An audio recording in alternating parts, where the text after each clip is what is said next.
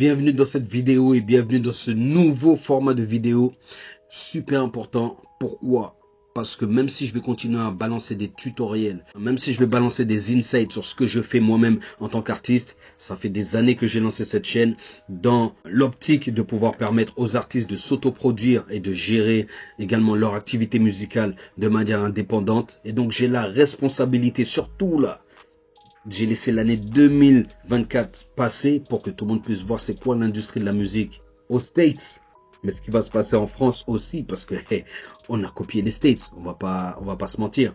Donc il y a beaucoup de choses à débunker et le but c'est que ça soit constructif pour les artistes et qu'ils puissent par la suite savoir comment se positionner pour pouvoir à la fois conserver leurs valeurs, conserver leur santé mentale, leur propriété intellectuelle, très important, voire leur virginité, très important, très important.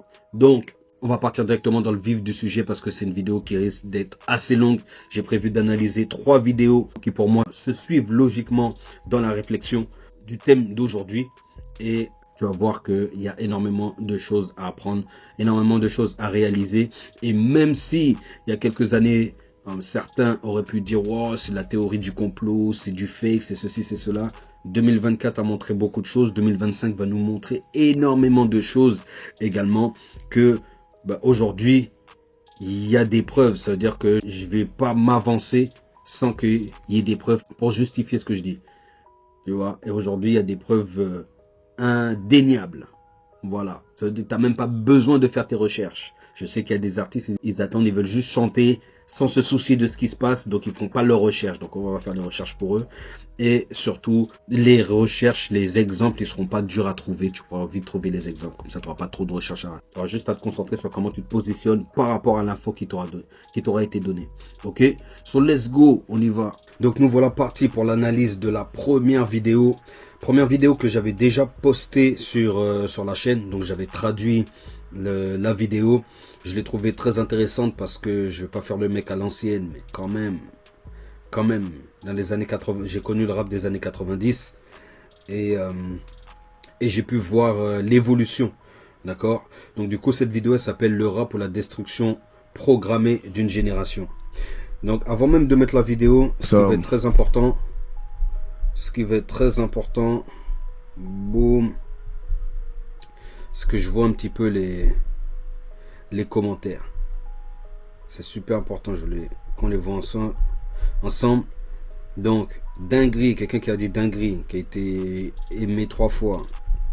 Un autre qui dit hello, j'adore ta chaîne, mais ce truc là de secret meeting that change rap music and destroy a generation vient d'un blog post anonyme et en quelques minutes de recherche sur Google, c'est facile de se rendre compte que c'est complètement bidon. Je comprends pas pourquoi tu partages ça. Alors, déjà c'est ma chaîne, je partage ce que je veux. Déjà c'est la première chose. Et deuxièmement, bien évidemment que ça va être anonyme. Là on est dans pleine histoire de P. Diddy, de je sais pas quoi. C'est pas tout le monde, c'est parce que le gars il s'est fait attraper que les langues commencent à se délier. Donc concrètement, que ça soit dans le monde de la musique aux États-Unis ou dans le monde de la musique ici, il y a une omerta, c'est-à-dire que il y a une règle du silence pour pas dire ce qui se passe vraiment.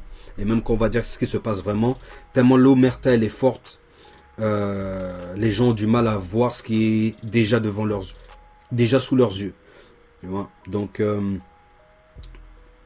voilà pourquoi je partage ça, parce qu'il y a des choses qui vont être dites et qui vont être prise à la légère parce que c'est pas une personne entre guillemets crédible qui le dit. Donc après la crédibilité en fonction des gens ça reste subjectif et c'est pas des gens du milieu, c'est pas des gens qui ont été récompensés par le milieu, par l'industrie, donc ça n'a pas de poids, tu vois.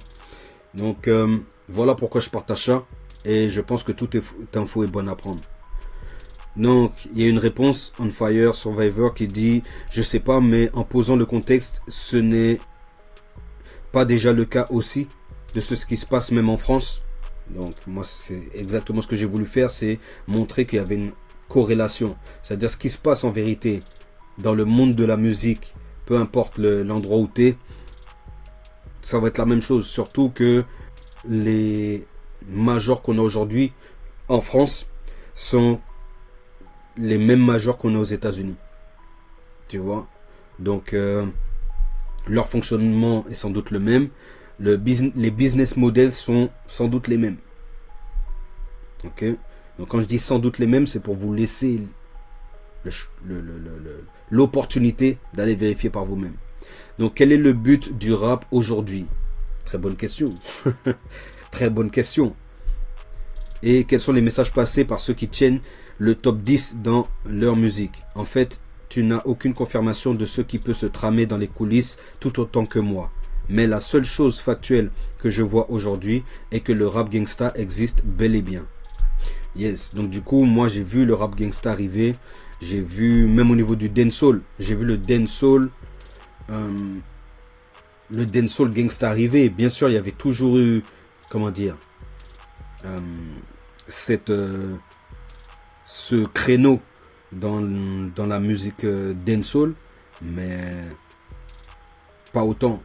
Avant, ça pouvait représenter, ça pouvait faire partie d'une diversité et faire, je sais pas moi, 20% d'un tout, tu vois. Mais aujourd'hui, c'est presque 80%. Donc, il y a quelque chose de très important à retenir de cette vidéo. Donc là, j'ai pas encore lancé la vidéo, mais ça va pas tarder. Du coup, sans oublier le business, drogue, armes, vêtements, véhicules, équipements, maintien de l'ordre. Tu vois. Donc, il y a quand même des gens qui pensent que cette vidéo mérite d'être vue et d'être comprise. Ici, il y a c'est quoi ce fake grossier? Faites marcher votre cerveau, même en prenant un gros pas de recul et sans y croire à 100%, ce qui l'expose est loin d'être délirant. Donc, tu vois, il y a différentes personnes qui... Les avis sont tranchés. On va dire ça comme ça. Tu vois, les avis sont tranchés. Donc, du coup, cette vidéo, je l'avais trouvée... Ben, il y a la traduction en dessous. Ok. On va regarder ça ensemble. Et puis, je vais réagir. Mais comme je vous dis, j'ai d'autres vidéos sur lesquelles j'ai besoin de réagir. Et je vous partagerai tout ça pour voir que, ben, justement, par rapport aux arguments, c'est pour ça que j'ai d'abord lu les commentaires. Pour pouvoir présenter les choses d'une certaine manière pour que on puisse avoir au moins je cherche pas à convaincre. Ceux qui savent seront déjà convaincus. Par contre, je démocratise quelque chose qui est sous les yeux. Comme disent les Américains, je connecte de dots, je relis les points et après chacun fait sa réflexion. D'accord? Mais comme on peut le voir aujourd'hui avec le boss de Bad Boys Records, qui a inspiré énormément d'artistes, de business models pour des labels. Il va falloir prendre les choses un petit peu plus au sérieux. Ok. Donc, let's go. On s'écoute ça. The secret meeting that changed rap music and destroyed a generation. Damn. So it says, hello. After more than 20 years, I finally decided to tell the world. Là, je suis obligé de couper. Moi aussi, ça fait 20 ans que je fais la musique dans le milieu. Donc, moi aussi, j'ai peut-être des trucs à dire au monde. On continue. What I witnessed in 1991, which I believe was one of the biggest turning points in popular music. And ultimately, American society. Et la société française aussi. Parce que la société française est beaucoup influencée par les Américains. De la musique jusqu'au gouvernement. Jusqu'au gouvernement français qui est, je le rappelle, conseillé par les boîtes de conseil de consulting américains McKinsey. Donc, c'est plus que de la musique. I have struggled for a long time weighing the pros and cons of making my story public, as I was reluctant to implicate the individuals who were present that day. Super important. C'est pour ça les gens ils parlent pas. Ils veulent en parler mais ils savent qu'il y aura des conséquences. Et ils savent que leur entourage n'est peut-être pas prêt pour ce genre de conséquences. Ok? So I've simply decided to leave out the names and all the details that may risk my personal... Les noms ils vont arriver avec du Didi, avec tout ça. Les noms ils vont arriver. well-being and that of those who were, like me, dragged into something they weren't ready for. Damn. Damn, il a dit damn. Moi j'ai envie de dire damn aussi. Parce que là ce qu'il a dit c'est on est tombé dans quelque chose pour lesquels on n'était pas prêt. Ok, il y a beaucoup de gens, d'artistes qui se lancent dans la musique, mais ils savent pas ce qui les attend derrière. C'est ce qu'on va voir. Hold on, let me. So we gonna tell the story. We gonna tell the story. On We va le ain't dire, on scared. va You raconter know what I'm l'histoire. saying? What On they a pas gonna peur. do? They after us, not just playing. Look, that black van. So look, so he says between the late 80s and early 90s, I was what you may call a decision maker with one of the more established companies in the music industry. Alors, il a dit une personne établie. Non, il a utilisé un autre terme, je ne vais pas revenir en arrière. Mais nous, c'est ce qu'on appelle les gatekeepers. Gatekeepers, si je traduis en français, ça va être les mecs qui tiennent la porte, qui sont devant la porte, qui te laissent rentrer ou pas. Tu vois? Donc lui, c'est un décisionnaire, un gatekeeper. Celui qui te dit, est-ce que tu rentres dans le game ou est-ce que tu rentres pas dans le game? I came to Europe in the early 80s and quickly established myself in the business. The industry was different back then, since technology and media weren't accessible to people like that, like they are today. The industry had more control over the public and had the means to influence them any way it wanted. Right. This may explain why in early 1991, I was invited to attend a closed-door meeting with a small group of business insiders to discuss rap music's new direction. Ouh! Là, je suis obligé de stopper. Parce que c'est très important ce qu'il a dit. Il a dit qu'ils allaient discuter de la nouvelle direction du rap. Et moi, en tant qu'artiste, on aime jouer avec les mots. Et on sait que les mots peuvent avoir plusieurs sens. Donc, quand on dit la nouvelle direction du rap, ça peut être deux choses. Ça peut être la nouvelle direction en mode... qui seront les nouveaux dirigeants du rap, parce que le mec qui a été invité, c'est un décisionnaire, donc il va prendre des décisions pour le rap. Quelle va être la nouvelle direction, l'équipe de direction, les nouveaux directeurs du rap, ok? Ou alors la nouvelle direction, c'est-à-dire le nouveau chemin que va emprunter le rap, d'accord? Le nouveau chemin que va emprunter le rap. Donc il y a deux sens. Il y a deux sens, mais les deux veulent dire la même chose. Qu'est-ce que je veux dire par là? Si on met un nouveau directeur, si on met une nouvelle équipe de direction, le rap va prendre un chemin différent. Tout simplement. Rap music's new direction. Yeah. Little did I know we would be asked to participate in one of the most unethical and destructive business practices ever seen. C'est un business, le gars il a dit, hein. C'est un business. Avant la musique, avant tout ça, c'est un business, ok? Right. So this was the meeting. The meeting was held at a private residence on the outskirts of Los Angeles. I remember about 25 to 30 people were being there. Right. Most of them familiar faces. Speaking of those I knew, we joked about the theme of the meeting, as many of us did not care for rap and failed to see the purpose of being invited to a private meeting to discuss the future of hip-hop. Ouh. Donc c'est des personnes, 25 à 30 personnes, donc, qui se réunissent, qui vont parler du futur du rap, mais qui n'ont rien à voir avec le rap. Très important. Talk to him. Among the attendees was a small group of unfamiliar faces who stayed to themselves and made no attempt to socialize beyond their circle. Based on their behavior and formal appearances, they didn't seem to be from our industry. Ouh. Our casual chatter was interrupted when we were asked to sign a confidentiality agreement preventing us from publicly discussing the information presented during the meeting. Oh, c'est très important ça. Très important. Il leur a été demandé de signer ce qu'ils appellent là-bas un NDA, Non-Disclosure Agreement, qu'on pourrait traduire en français par une clause de confidentialité. Qu'est-ce que ça veut dire? Ça veut dire que tout ce qui sera dit lors de cette réunion ne devra pas être répété. Ok? Pour beaucoup dans le music business, avec les contrats d'artistes ou les contrats, peu importe que ce soit contrat d'artiste, peu importe le format du contrat, souvent c'est accompagné d'une clause de confidentialité. Pour quelle raison? Pour que l'entrepreneur, le label, la maison de disques puisse se protéger pour qu'on ne puisse pas révéler ses secrets de production, ses méthodes de travail. Mais également, si ces méthodes de travail sont frauduleuses ou autres, ben, c'est protégé, tu n'as pas le droit d'en parler. Ou bien si tu en parles, tu sais et qu'il y a des conséquences au cas où tu ne respectes pas la clause de confidentialité. Et cette clause, elle est partout. C'est très important ce que je vais dire. C'est pour ça que moi-même, en tant qu'artiste, j'ai pris la décision de lancer ma chaîne. Parce que je me disais, mais pourquoi les artistes qui sont connus, qui ont un certain succès, n'aident pas les autres, ok? Ou même si on sait qu'ils sont en difficulté, pourquoi ils n'en parlent pas pour prévenir les autres? J'en sais rien, tu vois. Donc moi, c'est la question que je me posais à chaque fois. Mais dès que j'ai compris qu'en fait, on signait une clause de confidentialité, je me suis dit, ah, c'est pour ça. Ça veut dire que même longtemps après le contrat, ben, t'as pas le droit de parler. 10 ans après, 15 ans après, en fonction de ce qui est écrit sur la clause. Tu vois, t'as pas le droit de parler.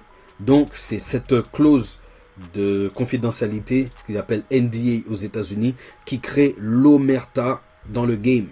Qui fait que personne ne peut parler, même s'ils se font arnaquer, même s'ils se sont fait arnaquer à la vue de tout le monde. On a tous vu. Ils ne peuvent pas expliquer comment, pourquoi et comment faire en sorte que ça ne se reproduise pas. Tu vois? Et ça, c'est très important et c'est dangereux. Ça veut dire que dès que tu as signé là-bas, là, tu peux même pas venir aider les autres. Tu peux pas venir aider les autres. Ben, tu peux venir à tes risques et périls. Tu vois? Needless to say, this intrigued, in some cases, disturbed many of us. The agreement was only a page long, but very clear on matters and consequences, which stated that violating the terms would result in job termination immediately. Perte d'emploi direct. On te retire tes vivres direct. We asked several people what this meeting was about and the reason for such secrecy, but could not find anyone who had the answers for us. A few people refused to sign and walked out. Nobody stopped them. I was tempted to follow, but... Tu vois, moi, je fais partie de ceux qui partent et qui ont déjà compris. But curiosity got the best of me. That's right. A man who was part of the unfamiliar group collected all the agreements from us. So now, it's going to get to the good part because the meeting about to start. Talk to him, Jake. Commencer, mon gars. It says, quickly after the meeting began, hold on one second. Get your popcorn, y'all. Des popcorn. Popcorn, get your pistol. No, it's like, For real. Elle a dit des popcorn. Non, faut sortir ton gueule, mon gars. T'es un ouf. Va falloir se protéger dans cette histoire. quickly after this meeting began, one of the industry colleagues, who shall remain nameless like everybody else, thanked us for attending. He then gave the floor to a man who only introduced himself by first name and gave no other details about his personal background. I think he was the owner of the residence, but that was never confirmed. He briefly praised all of us for the success we had achieved in our industries and congratulated us for being selected as part of this small group of decision makers. T'as vu? On les sélectionne. Comment on les a sélectionnés là? On a vu, ah ok, il y en a, ils veulent pas se compromettre, ils veulent pas faire ça, donc ils partent. Eux, ils sont prêts à se compromettre. Bon, ils sont curieux. Mais dans cette curiosité, va y avoir une perche vers la compromission. At this point, I began to feel slightly uncomfortable and the strangeness of this gathering. The subject quickly changed as the speaker went on to tell us that the respective companies we represented had invested in a very profitable industry. Alors là, c'est très important. Les entreprises, quand il parle des entreprises, c'est les labels de musique. Which could become even more rewarding with our active involvement. Damn. He explained the companies we worked for had invested millions into the building of privately owned prisons, and that our positions of influence in the music industry would actually impact the profitability of these investments. Ouh, il a utilisé les mots influencer. Il a parlé de prison. On sait qu'un rappeur est un influenceur d'une manière ou d'une autre. Bon, continue. Then he says, I remember many of us in the group immediately looking at each other in awe and confusion. At the same time, I didn't know what a private prison was, but I wasn't the only one. Sure enough, someone asked what these prisons were and what any of this had to do with music. Exactement. C'est pour ça que lorsqu'on envoie ce genre de vidéos, qu'on envoie à l'ancienne, parce que 2024-2025, tout va prendre son sens. Mais là, on se demande, mais c'est quoi le lien entre la musique et les prisons privées? De quoi est-ce qu'on parle? Ceux qui ne sont pas éclairés vont mettre 10 ans à comprendre. Cette vidéo, elle est là pour vous faire comprendre. Et restez jusqu'à la fin de la vidéo parce que vous allez comprendre d'autres choses encore. Ok? So let's go.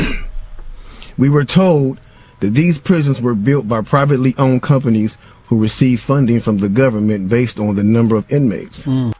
Oh mon Dieu. Oh.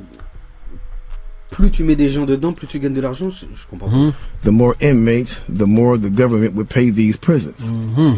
It was also made clear to us that since these prisons are privately owned, as they become publicly traded, we'd be able to buy shares. Most of us were taken back by this. Again, a couple of people asked what this had to do with us. At this point, my industry colleague who had first opened the meeting took the floor again and answered our questions. He told us that since our employees had become solid investors in this prison business, it was now in their interest to make sure that these prisons remain filled. Oh là là. Je remets cette phrase-là parce qu'elle est super importante pour les autres vidéos qui vont suivre après. Vous allez voir. Regardez bien. Become solid investors in this prison business, it was now in their interest to make sure our questions. He told us that since our employees puisque nos employés étaient devenus had become solid investors in des investisseurs solides dans ce business this carcéral, prison business, it was now in their interest to make sure il était maintenant dans leur intérêt de s'assurer que ces prisons restent remplies. Ok, de qui il parle au départ là? De qui il parle quand il dit he told us that since our employees qui sont nos employeurs? Les employeurs de ces personnes-là qui travaillent dans l'industrie musicale, c'est qui leur employeur? Ce sont les grosses majors, etc., etc. Donc ce sont les majors qui sont devenus des investisseurs dans le business carcéral. had become solid investors in this prison business, it was now in their interest to make sure that these prisons remain filled. Our job would be to help make this happen by making music which promote criminal behavior, rap being the music of choice. He assured us that this would be a great situation for us because rap music was becoming an increasingly profitable market for our companies, and as employees, we also be able to buy stocks in these prisons. Oh là. Est-ce que vous avez compris là ce qu'il a dit? Ça veut dire, moi c'est mon interprétation, hein, donc ça n'engage que moi. C'est dire, nous on a choisi le rap pour pouvoir faire la promotion d'un comportement qui va t'emmener en prison. Ok? Et toi, si tu fais bien ton travail, et on t'a demandé ta participation active, ton implication active dans ça, tu peux faire du bénéfice et acheter des actions en bourse dans ces prisons. Ça veut dire que chaque fois qu'il y a du monde qui rentre dans ces prisons, toi tu touches de l'argent. Et c'est des gens qui sont dans le business de la musique. On leur dit, si tu veux un extra autre que les revenus qui te viennent de la musique, si tu veux quelque chose à côté encore, achète des actions de la prison, mais toi travaille dur dans ce que tu fais pour que le rap puisse véhiculer ce genre de messages, des messages qui emmènent à la prison. Et comme ça, tu es sûr de développer de nouvelles sources de revenus. Immediately, silence came over the room. You could have heard a pin drop. I remember looking around to make sure I wasn't dreaming and saw half of the people with dropped jaws. My daze was interrupted when someone shouted, "Is this a fucking joke?" At this point, things became chaotic. Right. Two of the men who were part of the unfamiliar group grabbed the man who shouted and attempted to remove him from the house. A few of us, myself included, tried to intervene. One of them pulled out a gun, and we all backed off. Donc là, c'est sérieux, là. C'est très sérieux, là. They separated us from the crowd, and all four of us was escorted outside. My industry colleague, who opened up the meeting earlier, hurried out to meet us and reminded us that we had signed an agreement and would suffer the consequences of speaking out about this publicly, or even those who attended the meeting. Damn. Le gars, il a dit damn. Eh oui, t'as déjà donné ta parole. T'as dit que tu parlerais pas. Donc, c'est pour ça que les mecs, ils vont essayer de faire... Ils ont une... Comment dire? Un sursaut de conscience. Donc, ils essaient d'en parler anonymement, en espérant que ça soit pris au sérieux. Damn. I asked him, why was he involved with something so corrupt? And he replied, it's bigger than the music business. Ouh. And no, it's bigger than the music business and nothing we'd want to challenge without risking consequences. Ok, c'est plus grand que l'industrie musicale. Et on peut rien faire sans ne pas s'attendre à des conséquences. Donc, je vous l'ai dit, c'est l'omerta. C'est la mafia. Quand je parle d'omerta, c'est une pratique mafieuse. Ok. We all protested as we walked back into the house. I remember word for word the last thing he said. It's out of my hands now. Just remember you signed an agreement. He then closed the door behind him. The men rushed us to our car and actually waited until we drove off the property. Damn. So Damn. This meeting, bro. Now that's a lot for a meeting right there. Oh yeah, definitely. You know, and this person later on, he said, you know, this person actually ended up leaving the music industry after. Elle a quitté l'industrie de la musique. J'ai quitté également l'industrie musicale. Il y a des gens qui diront, après il y a plein de gens qui diront, oui, on t'a pas vu dans l'industrie musicale ou on t'a pas vu aux vrais endroits. C'est quoi les vrais endroits? Fallait être là. Tous ceux qui ont signé les clauses et qui sont pas d'accord, ils doivent se retrouver entre eux pour essayer de se soigner leur santé mentale, tout ça.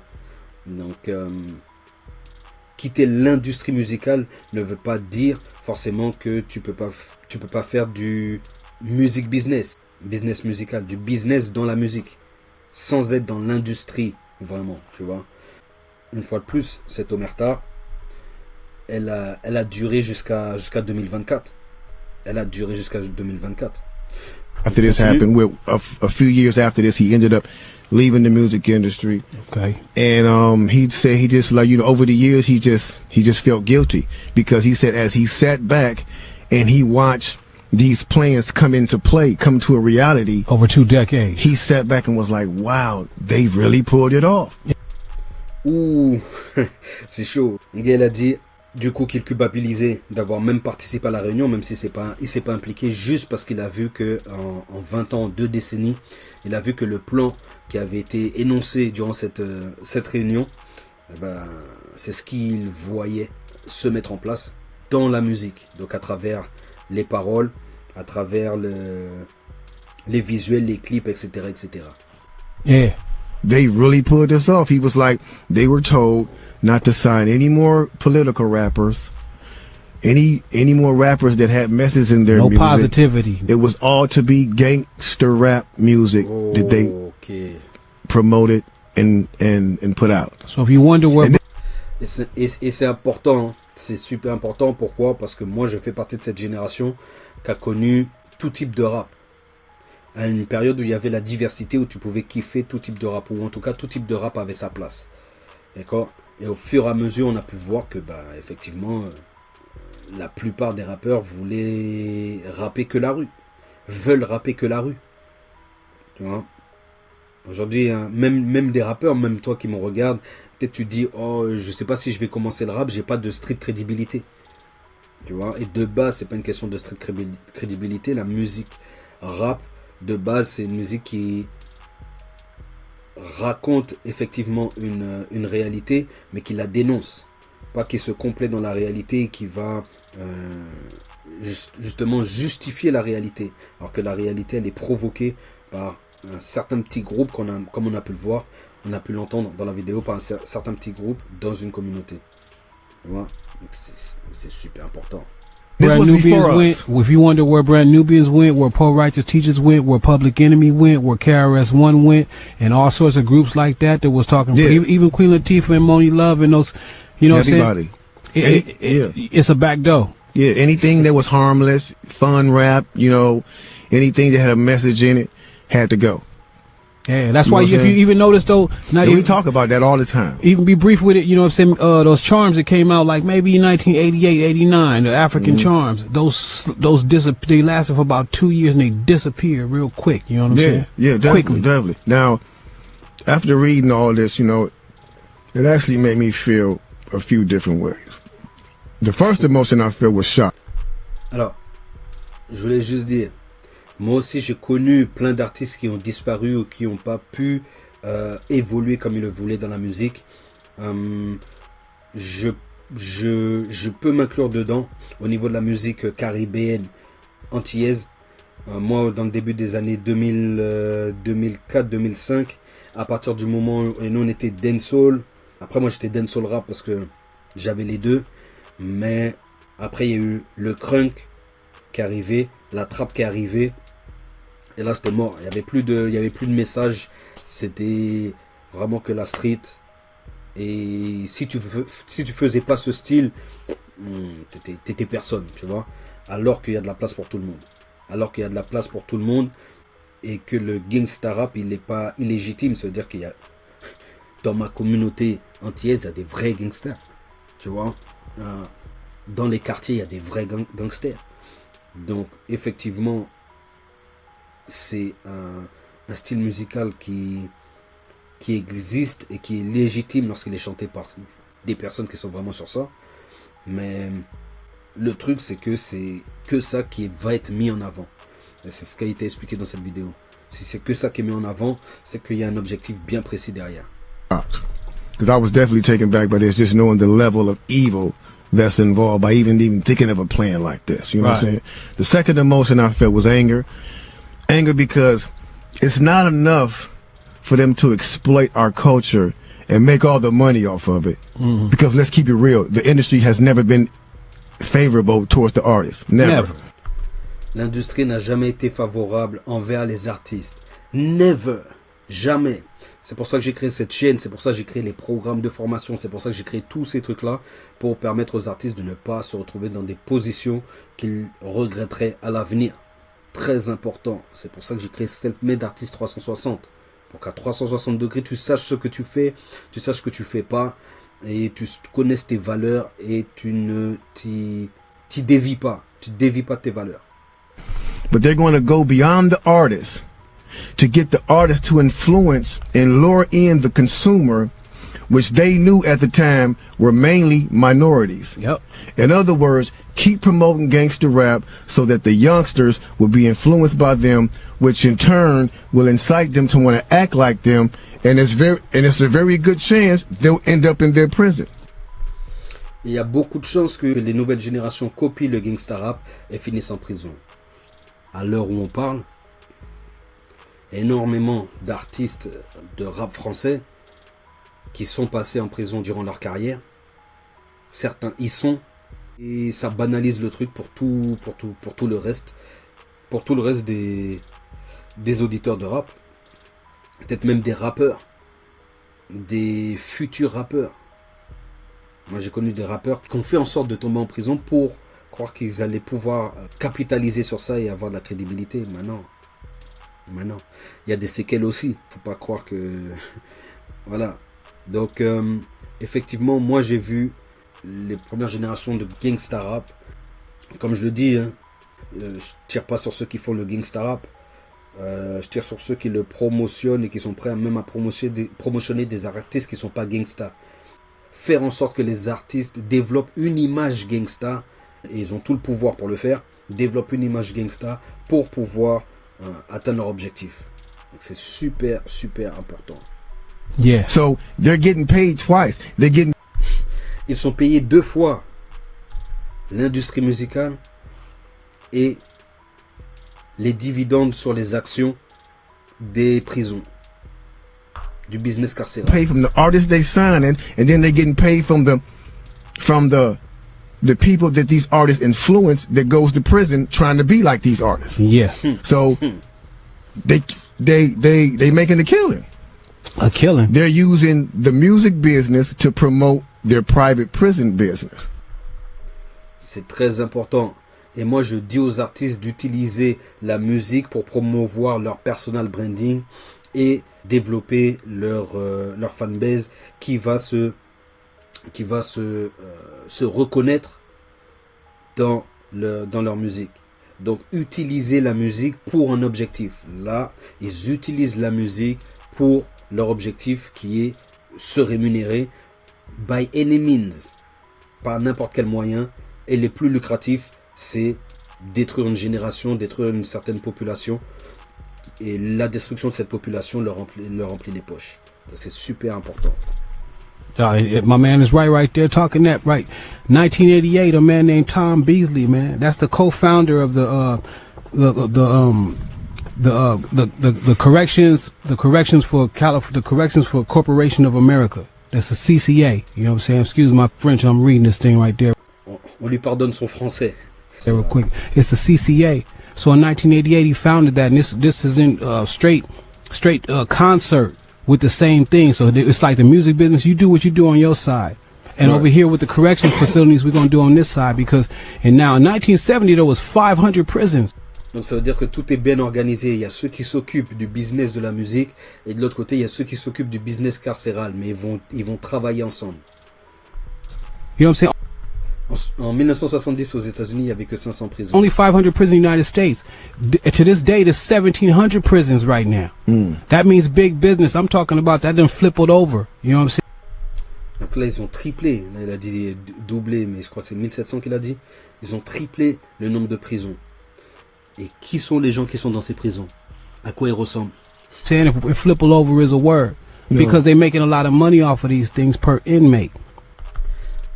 Ils font beaucoup d'argent par détenu. Par détenu. Ok, c'est important. Et ce qui serait important de savoir, c'est combien ils font d'argent par détenu. Parce que eux, s'ils savent combien d'argent ils font par détenu, le but du jeu serait d'avoir un certain nombre de détenus. Imaginons, je sais pas moi, ouais, tu fais 100 euros par mois par détenu. Tu touches 100 euros par mois par détenu. Oh, mon gars. Tu dis, ah vas-y, il suffit que j'en mette 10 pas dedans, ça me fait 1000 euros par mois. Ok, bon, bah si j'en mets 1000, ça me fait 100 000 par mois. J'ai toute la logistique pour le faire. Et personne ne m'empêche de le faire. Même pas ceux qui sont au courant parce qu'ils ont signé une clause de confidentialité. Donc qu'est-ce qu'ils vont faire? Ils vont juste regarder et constater que ce qu'on a dit qu'on ferait, on va le faire. Donc voilà. You know what I'm saying? So getting with the same thing of the music, it all went hand in hand, and we just partying at the same time. So, us as the artists is the tool they use. Yeah. The music. Us as the artists is the tool they use. Nous, en tant qu'artistes, nous sommes les instruments qu'ils utilisent. Très important. Nous sommes les instruments qu'ils utilisent. La musique est là par. Is the bait, and the young consumers are the prey. Et les jeunes consommateurs sont les proies. C'est très sombre. It's a cold game. Cold game, bro. Cold game. Then I felt sad. Sad because everything we seem to try to create, we always seem to give it away. We're always being tricked and deceived into believing that they have our best interests at hand when clearly they never have and they never will. C'est très important, c'est ce que j'essaye d'apprendre à tous les self-made depuis le début de cette chaîne. C'est pour ça que je dis aux self-made qui s'aident eux-mêmes. C'est la chaîne qui aide les artistes qui s'aident eux-mêmes. Parce que si tu veux pas t'aider toi-même et t'attendre que ce soit eux qui t'aident, tu vas te retrouver dans des trucs, tu vas pas comprendre. Tu vas pas comprendre. T'étais pas venu pour ça, t'étais venu pour faire la musique. Comme le gars qui est venu dans la réunion, il était même pas venu pour ça, il connaissait même pas le rap, rien du tout, il était pas venu pour ça. Et s'est retrouvé dans une sauce qu'il a pas assumée parce qu'il a taillé. Tu vois? They never will have our best interests at hand. It's blow after blow after blow after blow. Super important. Donc là, c'était la première vidéo que je voulais vous présenter. Et bien évidemment, cette vidéo, tout ce qui a été dit dans cette vidéo a été fait dans l'anonymat de l'auteur, mais également l'anonymat des personnes présentes dans cette réunion. Mais on peut déjà avoir une idée et se dire, bon ben, ce sont les gens qui gèrent les labels de musique. Ok, et peut-être les gros labels de musique, parce que s'ils veulent avoir cette influence et ce pouvoir, c'est qu'ils en ont les moyens. Ok, donc là on va prendre le temps de regarder une deuxième vidéo et je vais faire un gros big up à, je vais pas dire youtubeur parce que je sais pas s'il se considère comme un youtubeur, mais en tout cas ce créateur de contenu TPZ qui a fait une vidéo il y a déjà 2 ans qui résumait pas mal de choses sur qui contrôle le rap. Donc j'espère que tu as bien écouté ce qui a été dit dans la vidéo précédente pour pouvoir comprendre la profondeur de ce qui va être présenté dans la vidéo de TPZ. Donc un gros big up à TPZ et on va voir comment lui il développe la thématique de qui contrôle le rap. Ok, donc on se regarde ça tout de suite, let's go. Du coup, comme prévu, on se retrouve dans la vidéo de TPZ. TPZ, un gros big up pour le travail que tu fais sur ta chaîne. Ce travail d'information, de démystification et d'éducation des artistes. Donc, vraiment big up. Et du coup, big up aussi parce que cette vidéo, elle m'a permis à la fois de confirmer des choses que je savais déjà et aussi de me faciliter dans les recherches parce que tu avais déjà fait ces recherches-là. Et donc, moi, j'avais plus qu'à confirmer en faisant les miennes après la vidéo. Donc, un super big up. Et c'est parti. On se regarde la vidéo et je vais la commenter au fur et à mesure. Let's go. La TPzance.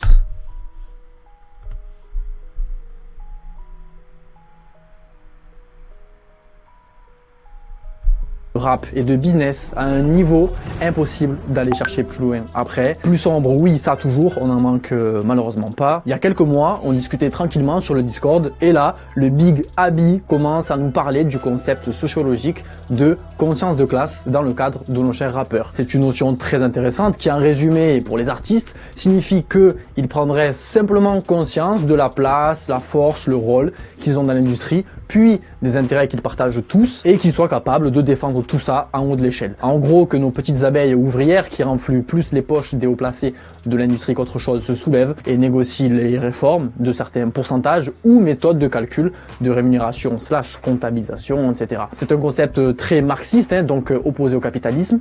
Et là, je me suis dit, et si je faisais justement une vidéo pour parler des big capitalistes, de ceux qui tiennent vraiment le terrain dans le rap, en ayant le plus de moula là-dedans. Aujourd'hui, nous parlerons des familles, groupes ou encore fortunés milliardaires qui sont à la tête des plus gros labels et surtout majors du rap français, en plus de l'être dans des médias pour certains. Je crois qu'il est temps de relancer les magnétos pour voir ensemble qui contrôle le rap en France.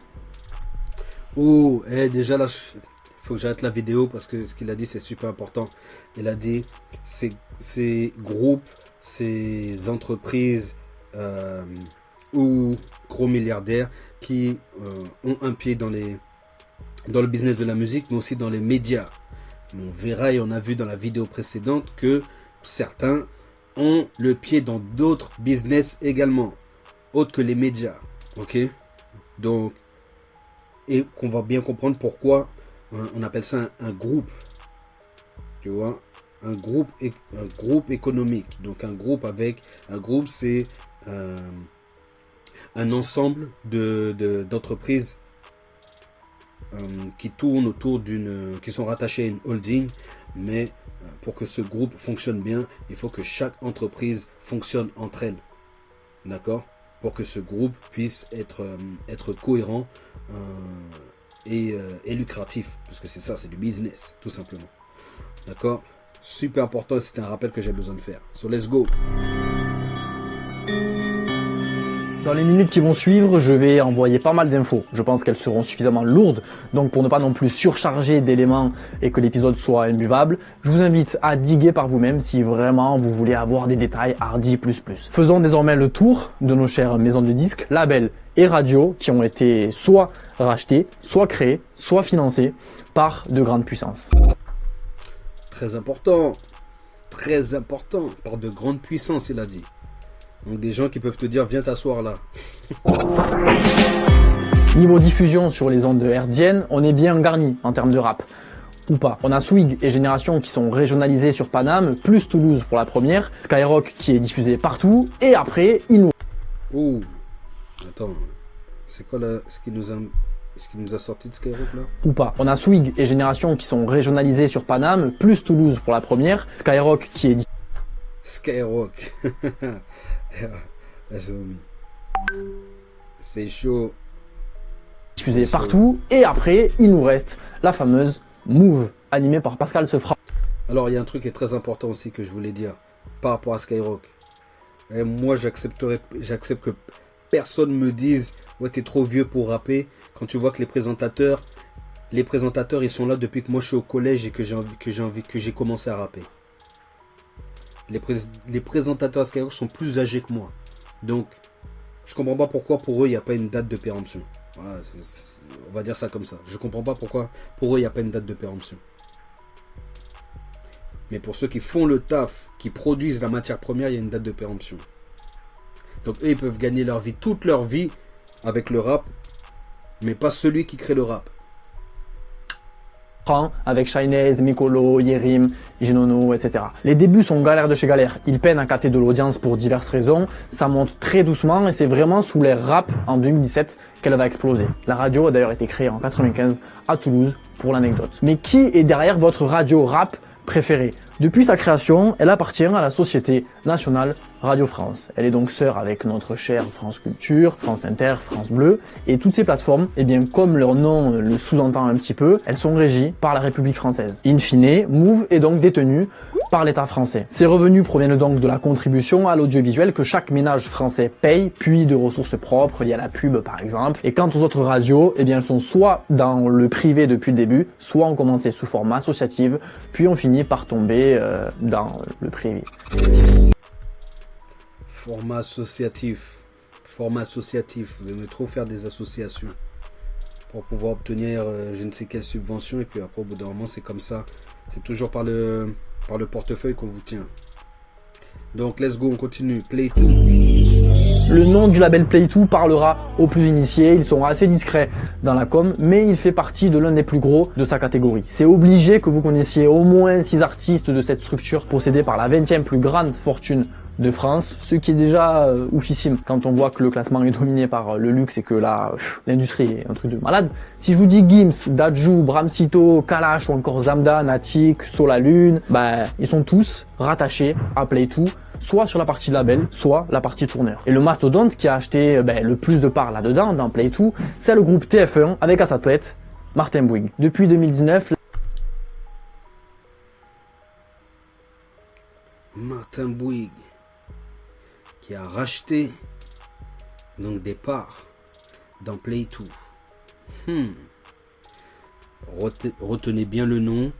la licorne française Believe a même rejoint l'aventure en acquérant 25% à peu près, je crois, du capital. L'histoire de Play2 25% dans Believe, le distributeur.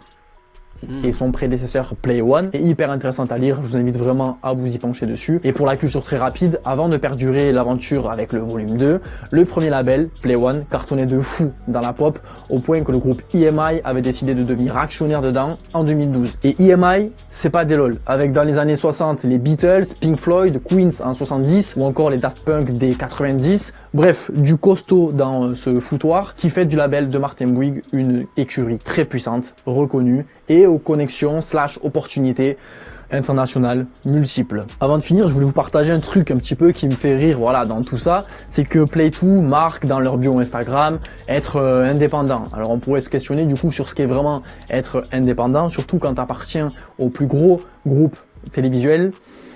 Je sais pas, hein. Je ne sais pas non plus. Let's go pour parler du plus gros des carnassiers dans la musique en France, UMG. La particularité de cette major, c'est qu'elle possède un petit peu des gros actionnaires partout dans le globe, mais que la majorité des parts est détenue par un top 15 des plus gros milliardaires de France, Vincent Bolloré. Alors voilà. Ok.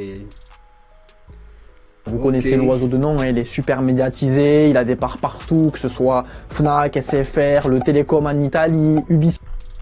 C'est pour ça qu'on vous parle de groupe UMG, Universal Music Group. Ils savent qu'ils vont produire de la musique qu'ils vont envoyer à la Fnac. SFR, je sais pas si c'est les ringtones ou quoi, mais peu importe la pub SFR qu'on va pouvoir te faire sur un petit peu de rap derrière, c'est pour... Tu vois, en fait, ils vont produire pour que ça tourne dans tous leurs trucs. Je sais pas Ubisoft ce que c'est, peut-être c'est un truc de jeu vidéo, mais ça permet, si je me trompe pas, ça permettrait de faire de la synchronisation et d'intégrer les musiques produites dans les jeux vidéo pour l'exploiter davantage et donc générer davantage de revenus. C'est pour ça qu'on les appelle des groupes. Ok, c'est d'avoir plusieurs entreprises et faire en sorte que les entreprises aient du lien entre elles ou puissent faire du business entre elles, qu'elles soient complémentaires au final. Ubisoft, bon voilà, et surtout possède Canal+. Le business autour du UMG est très complexe à visualiser, très prise de tête. Mais s'il y avait des éléments récents à retenir, ce serait que Bolloré est toujours sur le trône, engagé personnellement et avec Vivendi. Deuxièmement, à ce jour, le chinois Tencent détient 20% des parts de la société. Ça en dit long sur ses relations Asie-Europe. Et troisièmement, Vivendi se désengage au fil du temps en ayant ouvert d'autres actions en bourse en 2021. Et qui dit évidemment vendre les parts d'une telle société, dit empocher des petits 3 milliards de dollars comme ci comme ça. Bolloré semble cueillir les fruits de son investissement et envisage des placements plus porteurs. Apparemment, c'est pas dans la musique que le business futur va se passer. Ah oui, et UMG en France, c'est donc UMF et c'est les labels Def Jam, Polydor, Capitol ou encore Spin Up. Voilà, donc quand je disais dès le départ que tout ce qui se faisait en Amérique pouvait potentiellement se faire en France, là c'est concrètement, je remets, c'est concrètement ce qui est dit. C'est-à-dire qu'ils ont des filiales en France, et donc les filiales, même si elles doivent s'adapter au territoire, aux consommateurs ici, le but peut être le même. Les moyens seraient peut-être différents et encore, mais le but serait le même. Alors on réécoute ça. Dollars comme ci comme ça. Bolloré semble cueillir les fruits de son investissement et envisage des placements plus porteurs. Apparemment, c'est pas dans la musique que le business futur va se passer. Ah oui, et UMG en France, c'est donc UMF et c'est les labels Def Jam, Polydor, Capitol ou encore Spin Up à la distrib. Après ça, comment ne pas enchaîner sur la seconde plus grosse machine de l'industrie, Sony Music Entertainment, aka Sony. Si UMG fut à ses débuts un poids lourd du cinéma américain, la corporation japonaise Sony, quant à elle, gérait le terrain de l'électronique, l'informatique, les jeux vidéo et l'audiovisuel de manière générale. Dans la musique, elle s'est faite sa place à travers le monde depuis l'Amérique principalement, et vis-à-vis de la France, son rooster dans la pop et variété française lui a permis également de bien se développer. Dans le rap par contre, voilà, c'est un petit peu plus compliqué, il se débrouille, disons, au quai-tiers en ce qui concerne de faire percer les rappeurs. C'est rare. Sans vous dire de conneries, je crois que sur les 5 dernières années, on a dû avoir Gazo et Chili qui vraiment ont un petit peu pété grâce à eux. Sinon, ben voilà, pour les gros qu'ils ont de signer chez eux comme Lelo, Alonso ou encore Vald, ils se sont déjà forgés un nom. Alors, il y avait écrit un truc, je voulais qu'on voit ensemble. Et Gazo. Chili qui vraiment ont un petit peu pété grâce.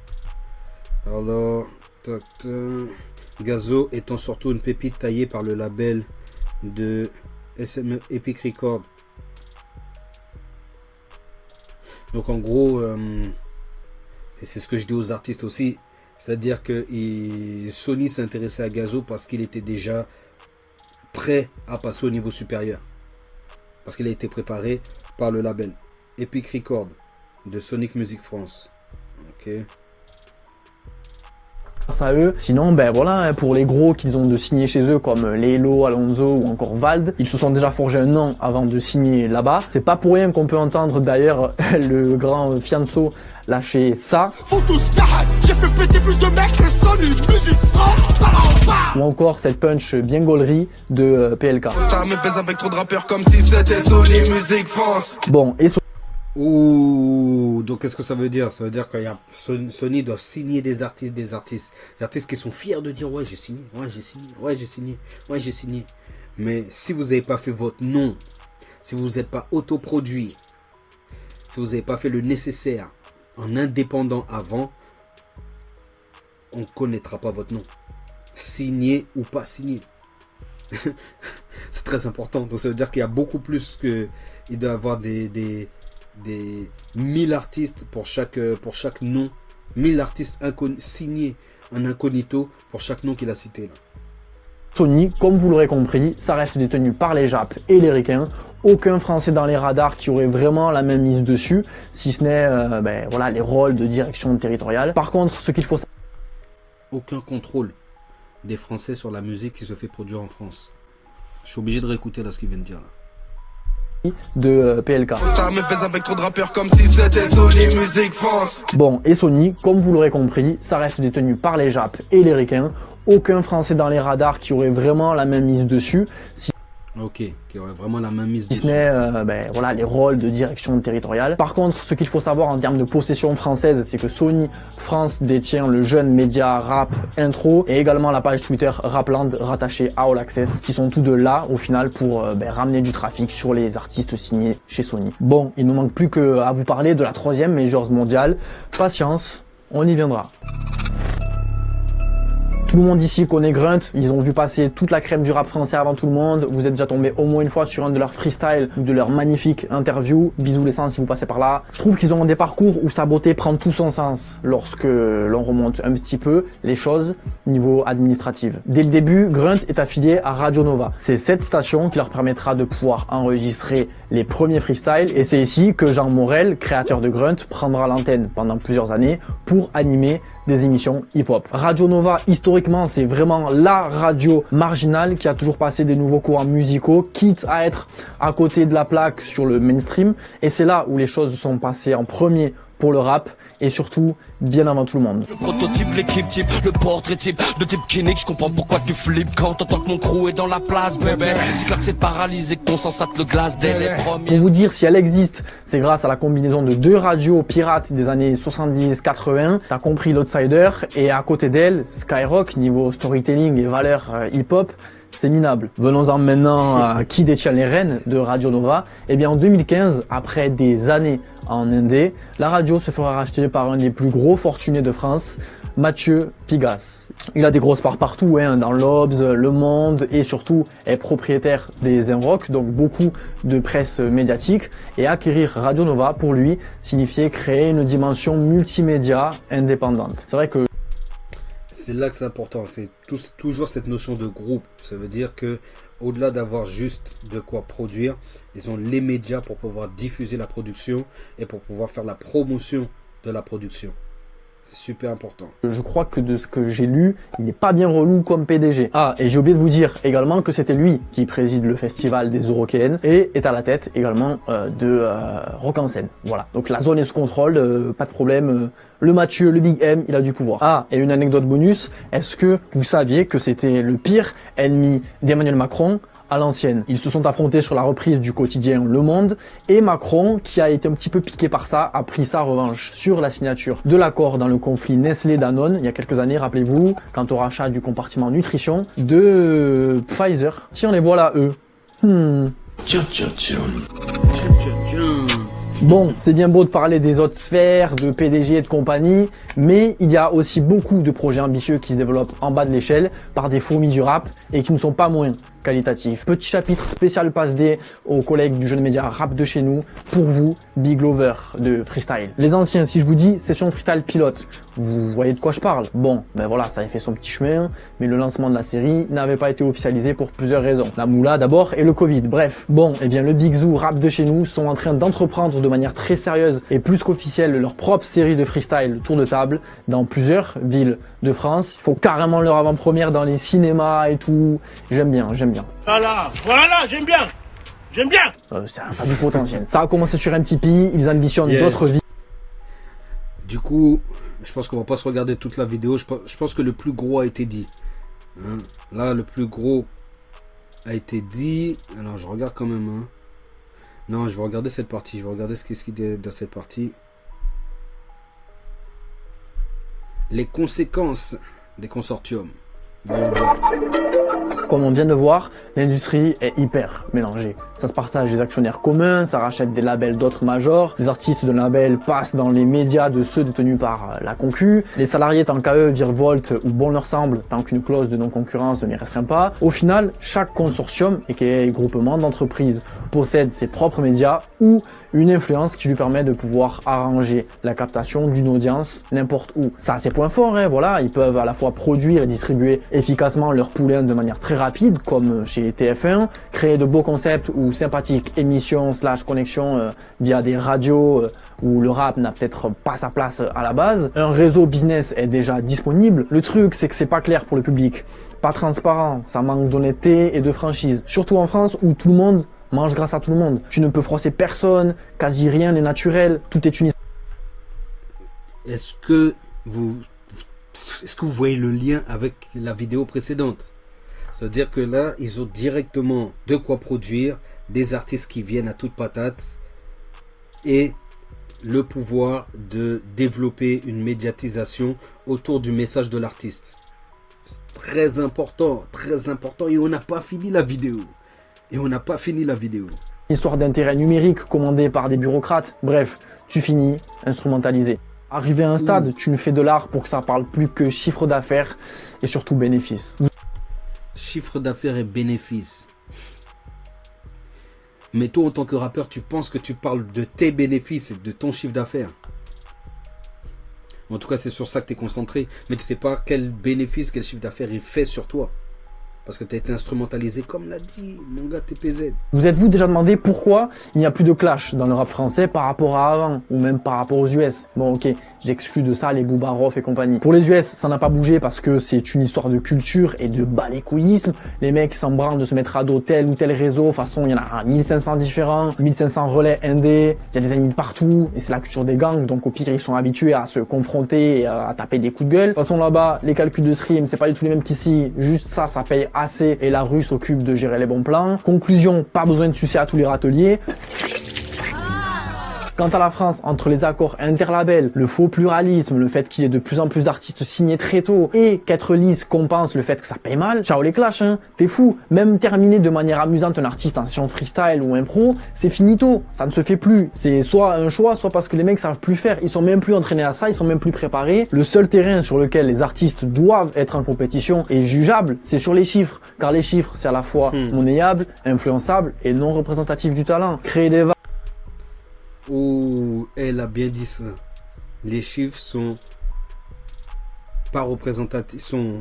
Oh là là, comme elle a dit ça, c'était fluide. Et franchement, il m'a Ils savent plus faire, ils sont même plus entraînés à ça, ils sont même plus préparés. Le seul terrain sur lequel les artistes doivent être en compétition et jugeable, c'est sur les chiffres. Car les chiffres, c'est à la fois monnayable, influençable et non représentatif du talent. Créer des vagues en faisant intervenir la qualité, la technique et compagnie serait trop risqué pour le biz.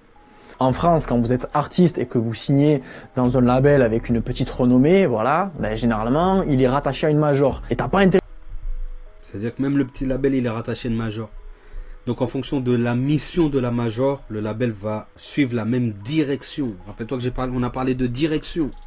Il va suivre la même direction. Intérêt de l'ouvrir sur les autres MC de ton écurie parce qu'au final, vous faites manger les mêmes personnes. Et même si tu roules avec ta propre structure, attention, on n'ouvre pas trop parce qu'ils trouveront X moyens pour te gosser de partout, dans la presse écrite, presse web ou télé si ça peut aller plus loin. Et cela sans avoir à mettre trop de pression, hein, puisque les médias sont eux aussi dans la boucle et mangent quasiment que grâce à eux, tellement l'industrie est petite. D'ailleurs, c'est pas pour rien non plus qu'on voit toujours les mêmes têtes en tout lieu avec tout le monde, toujours les mêmes journalistes, les mêmes chroniqueurs, les mêmes animateurs. Certains, ils vagabondent depuis 15 ans d'un label à un autre, d'une plateforme de streaming à sa concurrente ou de média en média. C'est toujours les mêmes noms qui ressortent. Bon, et en même temps, c'est pas tout le monde qui est capable d'arriver à accepter ces règles du jeu pour ensuite dormir sur ses deux oreilles. Parce que clairement...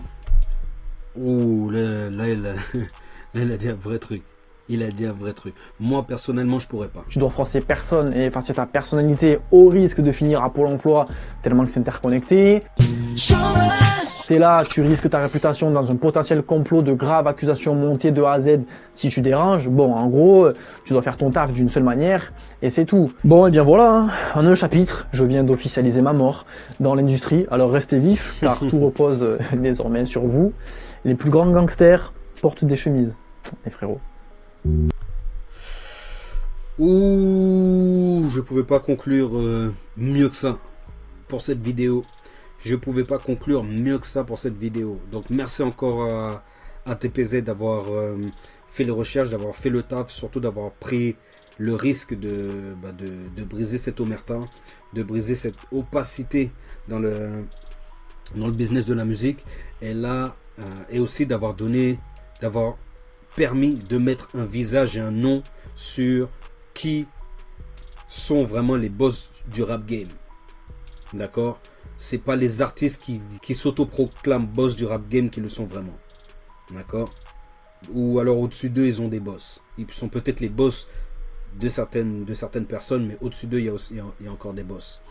Donc, super résumé de la situation par TPZ, encore un gros big up. Et on se regarde cette troisième vidéo que je voulais partager avec vous, qui sera un petit peu plus courte que ce qu'on a vu là, mais qui est super importante et qui fera la glue avec tout ce que j'ai pu partager, tout ce qu'on a pu voir jusqu'à présent. Donc ce qu'on va faire, c'est qu'on va se rendre sur ce site qui s'appelle DataGull. Et pourquoi je suis ici là sur DataGull alors que j'étais sur YouTube, c'est parce que cette vidéo là, je l'avais déjà trouvée sur YouTube. Et en la recherchant sur YouTube, j'ai vu qu'elle avait été effacée. Donc j'étais obligé d'aller sur Internet pour la retrouver. Je l'ai retrouvée directement sur le site. Donc on va voir ça en direct. Donc juste pour rappeler, très important. Pour rappeler, je vais me mettre au milieu ici. Juste pour rappeler, très important. On a vu que début des années 90, il y avait une nouvelle direction pour le rap avec cet accord qui était noué entre le business, l'industrie musicale, les dirigeants, la direction du business musical avec le business carcéral. Ok, on a vu dans la deuxième vidéo de TPZ que les gens qui avaient les labels ou maisons de disques étaient des gens qui avaient aussi d'autres business, et en l'occurrence les médias. Donc pour faire passer le message qui a été, comme on l'a vu dans la première vidéo, qui a été corrompu. Donc ça permet de pouvoir justement faire passer des messages dans plusieurs médias, que ça soit radio, télé ou presse, comme on l'a vu. D'accord? Et donc cette dernière vidéo va rajouter un lien. J'espère que vous vous rappelez des noms qui ont été donnés durant la deuxième vidéo, pour pouvoir voir dans cette troisième vidéo le lien et les autres activités qu'ont certaines personnes qui ont un pied dans l'industrie musicale, qui ont plus d'un pied, qui ont les deux pieds dans l'industrie musicale. Ok, donc let's go.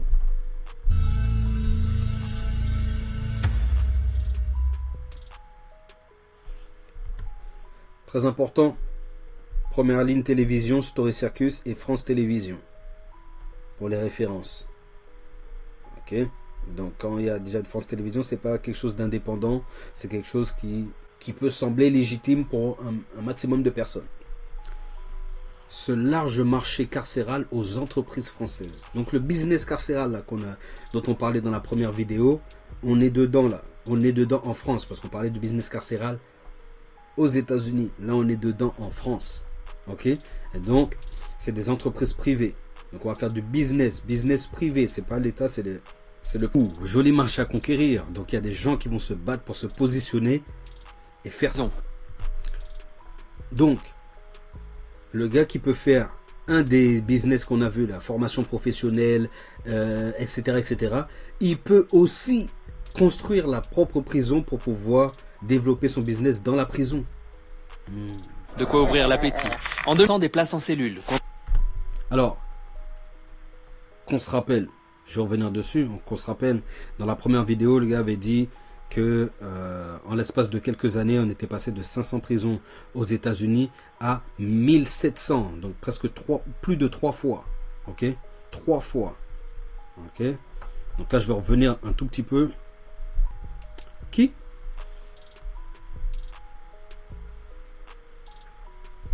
Bouygues entre également dans la danse.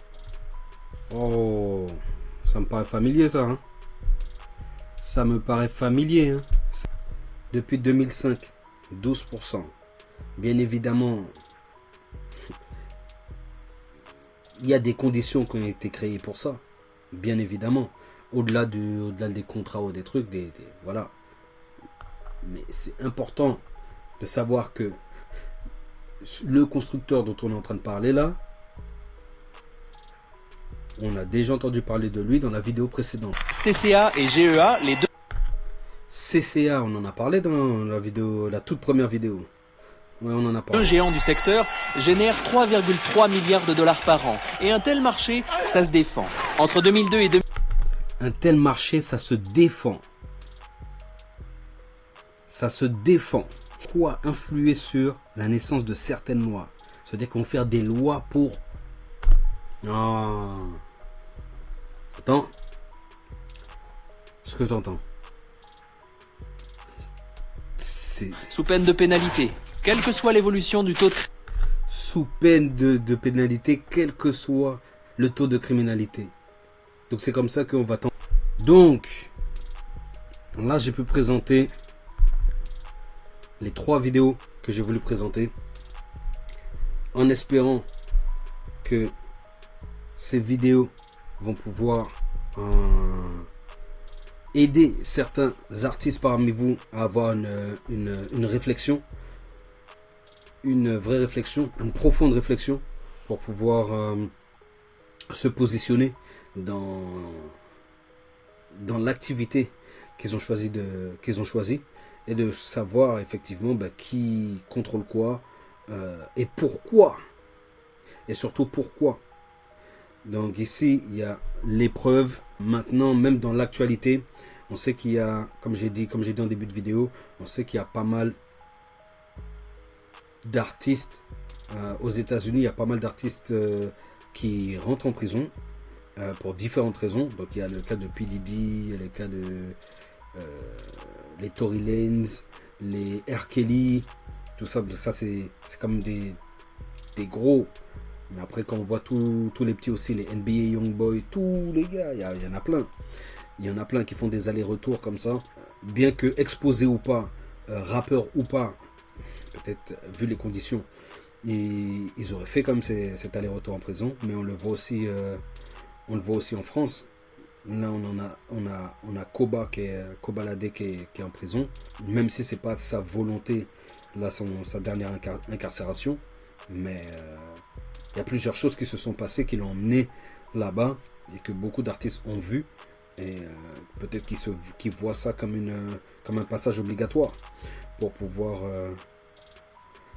avancer dans leur carrière. Et donc, en faisant ça, et je dis pas que Koba joue le jeu, mais tout est fait pour que le jeu soit joué. On va dire ça comme ça. Tu vois? Donc, voilà pour cette vidéo. J'espère qu'elle aura été instructive. Je ferai davantage de vidéos comme ça. Bien évidemment, bon là c'était la première. Je sais pas si ce sera de la qualité que je voulais. Je pense pas avoir rebondi sur tout ce sur quoi je veux rebondir. Par contre, je sais que je vais faire assez de vidéos pour partager toute la valeur que je veux partager et toutes les clarifications sur cette industrie, ce business que je veux partager avec les artistes. D'accord? Donc, pour aller plus loin, il suffit de faire une seule chose. Tout simplement, cliquez dans le lien qui est en description de cette vidéo pour rejoindre la Selfmade Music Academy. Et si cette vidéo t'a aidé ou que tu as apprécié cette vidéo, lâche-moi un like. Mets-moi en commentaire ce que tu as appris, parce que je sais que tu as appris quelque chose, ou mets-moi ce que tu penses par par rapport à tout ce que je t'ai dit. Est-ce que tu y crois? Est-ce que tu y crois pas? Est-ce que ça te paraît évident? Ou est-ce que ça reste encore du fake? Mets-moi tout en commentaire. Et surtout, n'oublie pas de t'abonner pour avoir plus de vidéos comme ça, plus de tutoriels, plus de partage de ma part sur la production de mes projets. Et on se retrouve entre self-made artistes dans l'académie, Self-Made Music Academy. So, let's go. Merci encore pour ton attention. Et puis, à ton succès. Boom.